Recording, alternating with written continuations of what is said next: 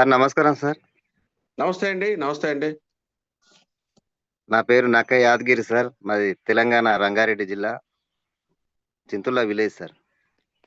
అయితే నా టెస్టిమనీ ఏందంటే, మా మిసెస్‌కి ఫైల్స్ ఉండే సార్. అంటే నేనిప్పుడు అగ్రికల్చర్ వర్క్ కాబట్టి బావి దగ్గర ఉన్నా సార్. ఇంటి దగ్గర లేను. అయితే ఫైల్స్ ఒకటి ప్లస్ ఇంకోటేందంటే, ఏదో ఒక రోజు వారానికి ఒక రోజు బావి దగ్గరికొస్తా సార్. వచ్చిన రోజు కొంచెం ఎండలో నిలబడితే ఈ నడినెత్తిన పెయిన్ వచ్చేది సార్. ఈ మాడ నొప్పి అని. అది విపరీతమైన నొప్పి సార్.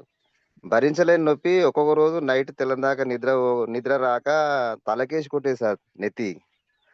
అలాంటి టైంలో మన మాధవరెడ్డి సార్, ఏరేట్ల మాధవరెడ్డి గారు మా అప్లైనర్ సార్. నాకిట్లా ఉందంటే ఒక ప్యాకెట్లు తెచ్చిచ్చిండు సార్. అప్పుడు రూ. 5,800 ఉండే. 2 ప్యాకెట్లు ఇచ్చిండు సార్. ఈ ఫైల్స్ ఒకటి, అదొకటి 2 పోయినాయి సార్. ఇంకొకటి ఏందంటే, ఈ నైట్ నిద్రల ఈ పిక్కలు పట్టుకునేది సార్ నరాలనేది. నడుము గాని, కాళ్ళు గాని ఇట్లా పట్టుకునేది. కదలనీయకపోయేది. అలాంటిది గూడా ఓకే అయింది సార్. అయితే సరే మనుషులకే గదా మనం చేస్తుందా? లేపోతే ఇంకేమన్నా చేస్తుందా అని మనం రోజు జూమ్‌లో ఇంటున్నాం గదా! ప్రతి సండే ఇంటున్న టెస్టిమనీ గాబట్టి, నేను నాకు ఆవులున్నాయి సార్. అయితే ఒక చిన్న దూడే సార్, అది 6 మంత్ ఉంటది.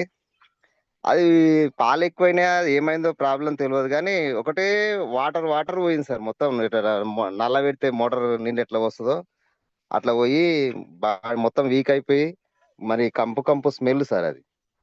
అయితే అన్న గిట్లా అయితుందంటే, సరేలే అని జెప్పేసి అన్ననే డైరెక్ట్ వచ్చేసిండు ఊరికి.